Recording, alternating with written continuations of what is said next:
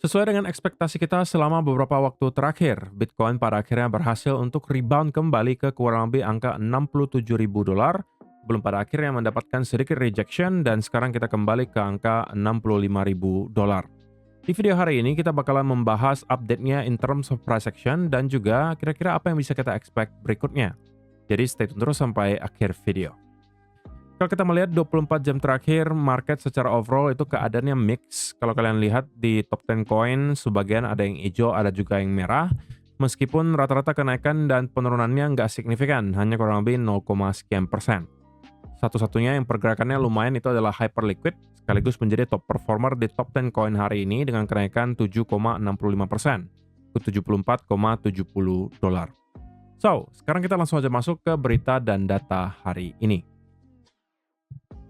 Yang pertama, teman-teman perlu tahu bahwa malam hari ini sampai dengan besok dini hari kita akan mendapatkan beberapa data dan juga event yang cukup penting dari Amerika Serikat yang lagi-lagi berpotensi untuk menghasilkan volatility terutama di stock market Amerika Serikat, dollar index, dan juga kemungkinan besar di cryptocurrency market. Kalau kita lihat malam hari ini, kita akan mendapatkan data seperti retail sales, core retail sales, kemudian malam harinya lagi kita akan melihat US President Trump speaks. Jadi Donald Trump bakal memberikan speak nanti malam pukul 20.30 waktu Indonesia Barat setelah data retail sales dan juga core retail sales itu dirilis 19.30.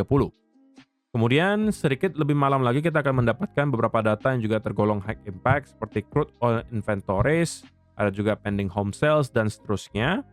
Dan kemudian disusul besok dini hari di pukul 1 sampai dengan 1.30 kita akan mendapatkan Fed Interest Rate Decision, FOMC Statement, FOMC Economic Projections, dan juga FOMC Press Conference. Jadi ini adalah beberapa data sekaligus yang bakalan dirilis dari nanti malam sampai dengan besok dini hari yang berpotensi untuk membawa volatility di market, teman-teman. So, kalau misalnya kalian memiliki posisi sampai dengan saat ini, terutama adalah posisi untuk scalping, mungkin kalian harus aware akan hal ini karena ini berpotensi yang membawa volatilitas yang bisa aja mempengaruhi keputusan trading kalian gitu ya. Apakah kalian mau mengambil sebagian profit kalian atau menutup sebagian posisinya untuk cut loss dan lain seterusnya. Itu mungkin bisa kalian pertimbangkan mulai dari sekarang. So, menurut saya secara pribadi, kalau kita melihat Fed Interest Rate Decision sendiri, teman-teman, kemungkinan besar masih akan sesuai dengan ekspektasi bahwa kita akan melihat the Fed itu stay di angka yang sama, yaitu adalah 3,75%. Dan harusnya itu mungkin tidak akan membawa volatilitas yang terlalu ekstrim. Barulah mungkin ketika kita melihat FOMC Economic Projections, nah di sini yang mungkin akan membawa semacam volatilitas di market, terutama apabila ada perubahan yang signifikan ya dibandingkan dengan FOMC Economic Projections yang sebelumnya. Kemudian tentunya juga kita akan mendapatkan FOMC Press Conference yang dimana ketua The Fed bakalan kembali memberikan speech dan jika ada sesuatu juga yang menarik yang disampaikan di sana itu juga mungkin bisa menjadi semacam booster untuk market. Tapi yang tidak kalah penting juga malam hari ini ya, di mana ada speak dari Donald Trump juga. Kita tahu bahwa Donald Trump itu suka gitu ya untuk memberikan statement yang kontroversial dan itu tentunya bisa membawa market juga bergerak volatil. Jadi mulai dari malam hari ini pukul 19.30 waktu Indonesia Barat sampai dengan besok dini hari, persiapkan diri kalian untuk volatilitas. Yang berikutnya, kalau kita bicara spesifik soal Bitcoin sendiri dan kita melihat dari sisi liquidation heat map per hari ini, maka sebenarnya tidak terdapat perubahan yang berarti teman-teman. Bahwa tumpukan likuidasi yang masih lumayan masif kalau kita lihat di data 1 bulan terakhir, masih adalah tetap di kurang lebih area 67.500 sampai dengan kurang lebih 69.000 dolar. Dan kalau kita lihat data 3 bulan terakhir pun saya rasa ini jawabannya akan kurang lebih sama, di mana tumpukan likuidasi yang terlihat cukup masif itu memang terdapat di angka 67.000 dolar. Kalau kita keluar lagi ke time frame yang lebih panjang, ini juga sama, kalian bisa melihat salah satu area yang paling besar tumpukan likuidasinya selain daripada area 83 itu adalah area 67.000 dolar. Nah, tetapi kalau misalnya kita zoom in sedikit ke time frame yang lebih kecil, mungkin ke 3 hari terakhir, ke 2 hari terakhir, maka mungkin kita bisa dapatkan jawaban yang sedikit berbeda gitu ya. Bahwa tumpukan likuidasi di jangka pendek itu justru lebih banyak itu di bawah harga Bitcoin. yaitu adalah di kurang lebih angka 65 sampai 64 ribu dolar. Terlebih kalau kalian zoom out ke time frame 1 mingguan, itu terlihat lebih jelas ya bahwa area 65 sampai 64 itu rupanya juga start menyimpan tumpukan likuidasi yang lumayan masif. Jadi ini tentunya akan menjadi sebuah hal yang sangat menarik untuk kita pantau selama 1-2 hari ke depan, teman-teman. Karena juga kita tahu bahwa nanti malam sampai dengan besok dini hari akan ada event yang berpotensi membawa volatility, maka kedua area yang tadi kita mention tersebut berpotensi untuk menjadi target utamanya, gitu ya. Kalau kita akan membuat semacam fake out dulu ke bawah sebelum lanjut naik, maka tentunya target utamanya adalah 65 sampai 64 ribu terlebih dahulu, di mana tumpukan likuidasinya ternyata lumayan masif di sana. Sedangkan kalau kita akan melanjutkan kenaikan terlebih dahulu, maka tentunya area 67 sampai kurang lebih 68 ribu dolar itu adalah target utama bagi market maker tentunya karena tumpukan likuidasi di area tersebut itu ternyata lumayan masif. So, in the end of the day teman-teman, Bitcoin telah hit ke area yang telah kita mention selama beberapa, mungkin udah 1 minggu terakhir gitu, kurang lebih ya. Bahwa saya melihat Bitcoin berpotensi membentuk area local bottom dan target utamanya adalah di kurang lebih area 67-an, which is yang telah berhasil kita hit kemarin dan sekarang kita mendapatkan sedikit rejection. Nah, pertanyaannya, apakah rally ini telah usai, teman-teman, gitu ya. Nah, bagi saya secara pribadi, kalau kita lihat dari sisi price action-nya sendiri, bagi saya belum ada sesuatu yang membuat saya terlalu khawatir gitu ya, bahwa Bitcoin telah menyelesaikan short term uptrend di sini, dan justru menurut saya potensinya masih cukup kuat, kita masih akan terus lanjut dari area ini, teman-teman.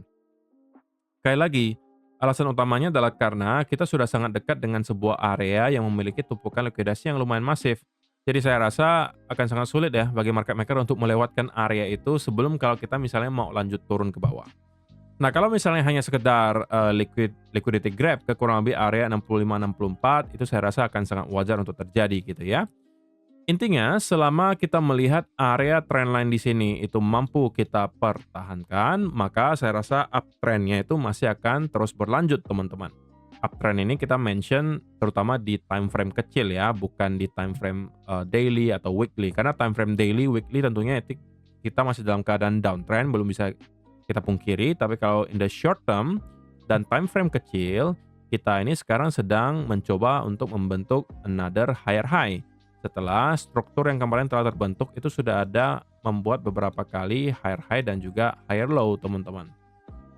Gitu ya. Jadi ini berpotensi masih melanjutkan sampai ke angka 67-68, dan sekali lagi kalau misalnya kita mendapatkan semacam liquidity grab ke kurang lebih area 64-an, itu saya rasa akan sangat wajar untuk terjadi gitu ya. Saya beserta dengan teman-teman di grup Hanseling eksklusif tentunya juga sudah hit TP kedua kita. TP ketiga kita hampir hit tapi belum sampai gitu ya. Dan kita sedang ada di risk free trade, teman-teman. Jadi tidak lagi ada resiko bagi kita untuk loss di setup kali ini karena stop loss kita juga sudah kita geser ke area entry. Nah, untuk teman-teman yang sekali lagi mungkin belum memiliki posisi sampai saat ini gitu ya, maka pilihan kalian cuma ada beberapa gitu ya. Antara satu, kalian mungkin hanya bisa mencari peluang untuk scalping di kurang lebih area ini kalau misalnya ternyata masih nekat untuk long. Ideally sih kita mau ngelihat sampai ke area trendline. Ini mungkin akan bisa provide RR yang jauh lebih baik gitu ya. Tapi kalau misalnya tidak dan kita akan berhasil untuk rally lagi sebelum nyampe ke area trendline, misalnya kita kemudian breakout di atas area yang di atas trendline yang terbentuk nantinya, maka itu mungkin bisa menjadi trigger lagi kalau teman-teman tertarik misalnya untuk long. Tapi saya pribadi tidak akan masuk ke setup seperti itu karena bagi saya RR-nya mungkin tidak lagi akan terlalu memadai.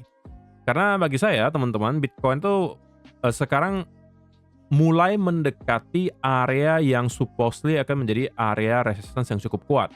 Kalau kita tarik trendline dari kurang lebih area ini misalnya, kita bisa tarik beberapa ya teman-teman. Contohnya salah satunya di sini, ya kan? Ini akan tersentuh di kurang lebih angka 69 sampai 70. Kalau kalian mau lebih rapi sedikit dan kita misalnya memakan waktu beberapa hari untuk nyampe ke area trendline itu, maka kita sekarang hanya akan nyampe ke 68 atau 69. Dan kita juga harus tahu bahwa area 68 ribuan teman-teman sampai dengan 70 ribu itu memang merupakan area resistance yang kalau kita lihat ya di posisi sebelumnya 68 sampai dengan 70.000 itu adalah area ini. Oke.